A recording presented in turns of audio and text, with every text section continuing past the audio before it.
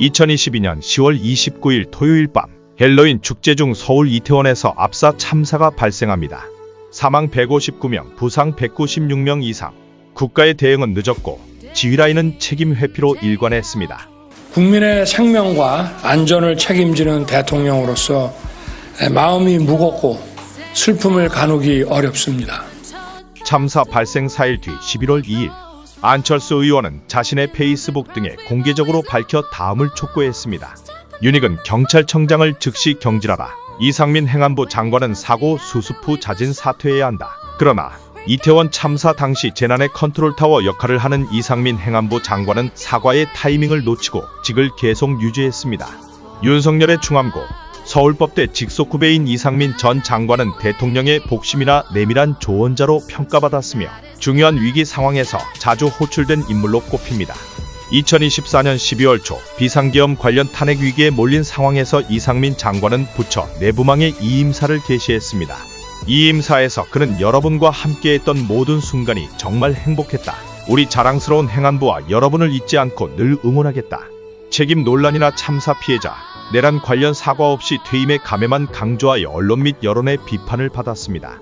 이태원 참사 당시 경찰청장이었던 윤익은은 2024년 8월 9일 2년 임기를 꽉 채우고 퇴임을 합니다. 한덕수 국무총리를 비롯한 이상민 행안부 장관, 윤익은 경찰청장 등 이태원 참사에 책임지고 물러난 사람은 없었습니다. 참사 직후 KBS 의뢰로 한국리서치 여론조사를 보면 이태원 참사에 대한 정부 대응이 국민 10명 중 7명이 잘못했다라고 응답했으며 이태원 참사 책임자 경질 주장에 동의한 응답자들에게 경질을 한다면 어디 선까지 해야 하는지도 물었더니 50.6%가 윤익은 경찰청장과 이상민 행안부 장관, 한덕수 국무총리 모두 경질해야 한다고 답했습니다. 그러나 윤석열 정부 6개월째 살아있는 권력의 당시 여당이었던 국민의힘에서 안철수를 제외한 누구 하나 목소리를 내지 않았습니다. 한덕수와 이상민의 운명은 이 시점에서 돌아올 수 없는 강을 건너게 됩니다.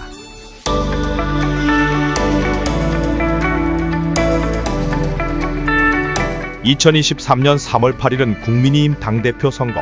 김기현을 살리기 위한 윤석열과 대통령실 그리고 윤핵관들의 저질스런 행동으로 룰까지 바꿔가며 유승민, 나경원을 주저앉혔고 중도 확장의 핵심 안철수마저 먹잇감으로 삼았습니다. 울산을 벗어나면 국민 대다수가 듣보잡인 김기현이 어떻게 여당 당대표에 당선되었을 수 있었을까? 장제원, 권성동을 비롯한 윤핵관들의 눈에 보이는 천박스런 행태를 다들 기억하실 겁니다.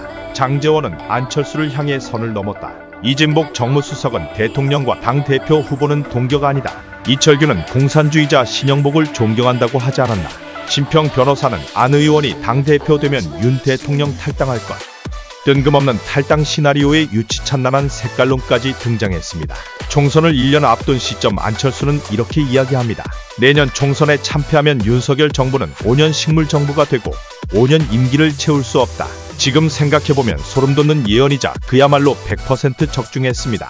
신윤들의 총공세, 안철수를 내부 총질러로 낙인, 윤심을 등에 업은 김기현이 당대표에 당선되었지만 또 하나의 정치검사 한동훈이 비대위원장에 오르면서 김기현은 물러나게 됩니다. 윤석열의 당대표 선거 개입은 현재 법정 싸움으로 이어지고 있습니다.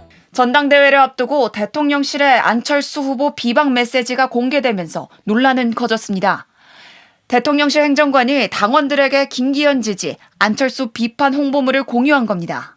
공무원이 선거 개입을 한다는 것은 헌법상 그리고 또 법률상 도저히 있을 수 없는 일인데 버젓이 이런 일들이 자행되고 있습니다. 당시 윤 대통령은 공직선거법 및 정당법 위반 혐의로 고발됐지만 불소추 특권으로 수사는 멈췄습니다. 하지만 대통령 파면 이후 검찰은 고발인에게 오는 29일 화요일에 출석하라고 통보하며 수사 재개를 공식화했습니다. 과연 보수가 안철수를 버리고 김기현을 선택한 것에 후회는 없을까요? 안철수가 당대표가 되었다면 과연 김기현, 한동훈처럼 지금의 국민의힘을 말아먹었을까요? 지금의 보수 분열 친윤과 친한으로 나뉘어지는 개파 간 갈등 서막이 열리는 2024년 총선을 앞두고 윤석열의 용서받지 못할 선택이 바로 의대 증원 2,000명이었습니다. 의대생 수업 거부와 전공의 이탈로 의료대란이 일어납니다. 의료대란 기간 중 초과 사망자 수가 3,000명 이상 늘어나는 K의료 붕괴 사태. 의대 증원 발표와 함께 가장 먼저 포문을 연 사람도 안철수였습니다. 안철수는 증원에 찬성하지만 문제 해결 없이 의사 수만 늘리면 서울에 피부과만 2,000개 생긴다고 했습니다. 이를 두고 국민의힘 내에서도 내부 총질이라는 발언들이 나오고 보수 유튜버들은 안철수를 폄훼하고 조롱을 일삼았습니다. 이재명 정부 들어서 의대생들이 학교로 복귀하고 전공의들이 고개 숙이는 현 시점에서 안철수의 기자회견을 비롯한 100여 차례 의료대란 대책 방안들을 보수가 지지했더라면 어땠을까요? 그 누구 하나 윤석열 눈치를 보느라 답을 알고 있으면서도 음지로 숨었습니다. 잘못한 걸 잘못했다고 말도 못하는 벙어리 신세의 국민의힘 국회의원들, 정말 부끄럽지 않을까요? 중도, 수도권, 청년을 잡아야 총선에 이긴다라고 안철수가 목소리를 높일 때도 그 많은 사람들이 내부 총질을 멈추라고 했습니다. 총선에 지면 임기 5년도 못 채운다고 말했을 때는 모든 총구가 안철수에게 향했습니다. 결국 안철수의 판단은 적중했고 지금의 괴물 민주당이 탄생한 겁니다. 이것도 안철수의 내부 총질이었습니까? 이재명의 어처구니 없는 측근 돌려막기 인사정책과 포퓰리즘 정책이 남발되는데도 지지율은 굳건합니다. 그만큼 국회의원 숫자가 뒤를 받쳐주기 때문입니다. 윤석열 어게인을 외치면 윤석열이 다시 살아 돌아올까요? 부정선거를 주구장창 외치면 이재명이 물러날까요? 정말 아무 의미 없는 헛된 망상들입니다. 가장 중요한 것은 민주당이 하던 방식대로 되돌려 갚아주는 게 이재명의 정치 생명을 끝내는 길입니다. 그러려면 차기 국회의원 숫자를 지금과 정반대로 늘려야 합니다. 그 초석이 내년 지방선거 대승입니다. 그럼에도 불구하고 윤석열 옹호 세력을 보수들은 또 지지하고 차기 당대표로 뽑으려 합니다. 손을 잘라도 도박을 못 끊는 정말 바보 같은 선택을 끝없이 하고 있는 아둔한 상태. 그야말로 못 먹어도 고만 외치다 쫄딱 망하게 생겼습니다. 자신의 선거 유불리를 따라 이랬다 저랬다 한 대선 패배의 주역 김문수. 한동훈에서 윤석열로 갈아탄 또 하나의 배신 아이콘 장동혁. 이런 인간들은 사회에서 만나도 정말 피해야 할 존재들입니다. 이재명의 집권을 막으려 70억 선거 보전 자금을 포기하면서 단일화를 했던 안철수. 또다시 이재명을 막기 위해 자신의 선거처럼 국민의힘 후보 김문수를 도왔던 안철수. 윤석열 집권 동안 쓴소리와 내부 총질을 구별하지 못한 분별력으로 또 국민의힘은 구렁텅이로 처박히려 합니다. 전과사범 이재명. 5개의 보류된 재판은 반드시 열려 집권으로라도 이재명은 심판받아야 합니다. 또 한 명의 전직 대통령 신분으로 비참한 최후가 기다립니다. 그러나 지방선거, 국회의원 선거 승리 없이는 그 어떤 열매도 딸 수 없습니다. 이재명과 비교 불가인 국민의힘 당대표, 반드시 안철수가 되어야 그 초석을 쌓을 수가 있습니다. 죽은 권력, 썩은 동아줄 잡고 외치는 김문수 장동혁으로는 백전백패입니다. 김문수 장동혁이 안철수보다 보수의 득을 준 게 과연 뭐가 있습니까? 기억나는 거 하나라도 있습니까? 윤석열은 이재명에게 정권을 넘기고 보수를 망친 주범입니다. 의료대란 하나만으로도 탄핵을 받아 마땅합니다.